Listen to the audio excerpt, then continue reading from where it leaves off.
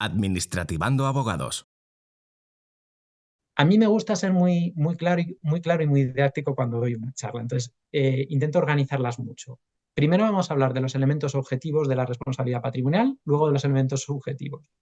Los elementos objetivos son el daño y la imputabilidad, y los elementos subjetivos son los sujetos que intervienen en todo el procedimiento de la responsabilidad patrimonial. Con respecto de los elementos objetivos, respecto del daño o lesión, es el efecto lesivo, como pone ahí, o de carácter patrimonial o no, porque puede ser de otra naturaleza, que deriva de la actuación, del funcionamiento normal o anormal de la administración o de los servicios públicos, en palabras de la ley. Pero es de la administración. Ya la ley creo que ha cambiado, pone administración y no servicios públicos. Entonces, ¿qué características tienen este elemento objetivo del daño o la lesión? Pues tiene que ser un daño antijurídico, antijuridicidad. Esa es la clave de todo el sistema, ¿vale? No, tiene que ser un daño, digamos, que no hay que confundir antijurídico con un daño ilegal o en una actuación de la administración no amparada por la ley. Es un daño antijurídico en el sentido de que es un daño que yo no tenga obligación de soportar, ¿vale? El Supremo lo dice así, es un daño que tú no tienes obligación de soportar. ¿Y cuándo tengo obligación de soportar este daño? Pues bueno, aquí el Supremo y los tribunales van sacando sus sentencias, pero yo me quedo por su simplicidad y por lo que os he dicho de tener un poco ordenada la exposición con lo que dice González, el catedrático, que es cuando la ley diga que ese daño lo tienes que soportar, cuando sea una carga general derivada de la vida en sociedad, todos vivimos en la sociedad y por lo tanto hay ciertos perjuicios que tenemos que soportar, o cuando la propia conducta del lesionado sea la causa o esté afectando esa causa o esté afectando a cómo se produce ese daño. Luego lo vamos a ver en más detalle cuando hablemos de la parte subjetiva. Un ejemplo de cuando hay dudas sobre si un daño es antijurídico, pues para no hacer esto un tostón y hablar solo de teoría y de lo que dice el Supremo, pues yo, por ejemplo, os invito a que penséis en lo que pasó hace ya muchos años cuando las transfusiones de sangre no se sabía que podían provocar el contagio de la hepatitis C, no se sabía luego más tarde que podía haber una transmisión del SIDA, ¿no? Entonces, hubo un intento de pedir responsabilidad patrimonial al Estado por una culpa, digamos, invigilando o de desconocimiento de ese tipo de circunstancias, y el Supremo dictó en el 28 de octubre del 2004, en el caso de la hepatitis C, que muchos de los que estáis igual no lo conocéis porque ya lo dais por hecho, pero no se sabía que se podía transmitir con las transfusiones, y señaló que lo que no se puede exigir es conocer lo que no se conoce, ¿vale? Y esto tuvo muchas críticas, ¿no? Porque decían, bueno, es que ustedes, Supremo, no están incentivando un cuidado por parte de la administración o por parte de los investigadores o por parte de los desarrolladores, trayéndonoslo al presente de técnicas informáticas, de los riesgos y los perjuicios que se pueden causar por esas nuevas tecnologías. Les está invitando a ser imprudentes, porque cuanto menos sepan, menos responsabilidad van a tener. Bueno, la contestación que se le da a esto es sencilla. No, esto no es así. No cualquier desconocimiento va a determinar que no haya una responsabilidad.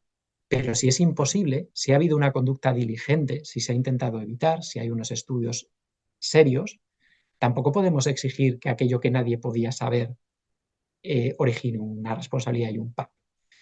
Entonces, bueno, pues hay casos muy famosos, está el de la hepatitis, está el del virus del SIDA, también podríamos hablar de la talidomida en su momento, que todavía está en los tribunales, con lo cual prefiero dejarlo aparte porque además es un caso complicado y muchos de los que estamos aquí igual hasta estamos afectados.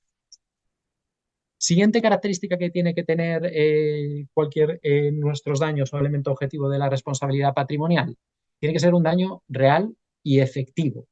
¿Qué es un daño real y efectivo? Es aquel que se produce actualmente y en el presente o que se va a producir en el futuro sin duda de que se va a producir. Lo que no se va a indemnizar son las esperanzas, las hipotéticas ganancias, ¿no? Aquello que está muy alejado de lo que es tangible. Tiene que ser un daño individualizado, se produce en relación con una persona o con un grupo de personas, pero no con el general de la sociedad, ¿vale? No con todo el mundo, porque eso es una carga general y entonces no es un daño que pueda determinar el nacimiento de esa responsabilidad patrimonial. Vuelvo a insistir, el daño no tiene por qué ser en los bienes, puede ser en las personas o puede ser de tipo... tiene que ser un daño evaluable económicamente. No se excluye ningún tipo de daño, pero tiene que ser evaluable económicamente. ¿Cuándo? En el momento de la lesión, sin perjuicio de que se tendrá que actualizar al momento en que se haga la resolución y que se podrán devengar los intereses correspondientes si se reconoce ese derecho con posterior. ¿Vale? La otra parte de los elementos objetivos, perdón, es la imputación, que es la atribución de la responsabilidad al sujeto que debe reparar el daño, en base a la relación existente entre este y el daño, ¿no? O sea, la relación de causalidad, para que nos entienda. Tiene que ser una relación objetiva. Como os he dicho antes, que haya culpa o no haya culpa o haya negligencia, en principio no influye. Ser responsable aunque no haya culpa o no haya negligencia. Y deriva del funcionamiento normal, cuando se actúa conforme al ordenamiento jurídico, o del funcionamiento anormal. ¿Qué es un funcionamiento anormal? Pues aquí empiezan las discusiones doctrinales, como os imaginaréis, y es uno de los caballos de batalla cuando no tiene que ir a un procedimiento de reclamación administrativa o un procedimiento judicial.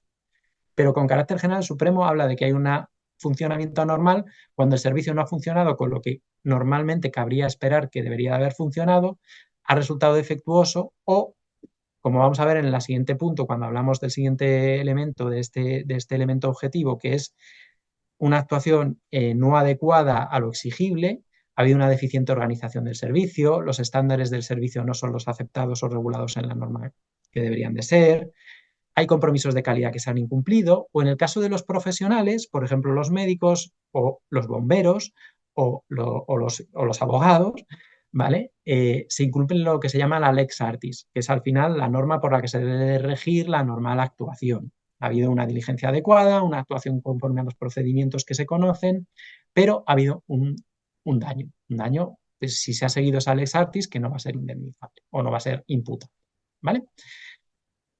Las actuaciones que dan lugar a la responsabilidad, como ya os he adelantado en la primera diapositiva, son cualquier tipo de actividad. No solo son los servicios públicos inicialmente, sobre todo en la ley de expropiación forzosa, cuando no había todavía regulación de la responsabilidad patrimonial, solo eran los que derivaban de la expropiación de los bienes y derechos y de actuaciones concretas. Después solo de los servicios públicos, pero a día de hoy es de cualquier actividad que lleva a cabo esa administración, entendida en sentido amplio. Vamos a verlo en el sentido luego cuando veamos los subjetivos.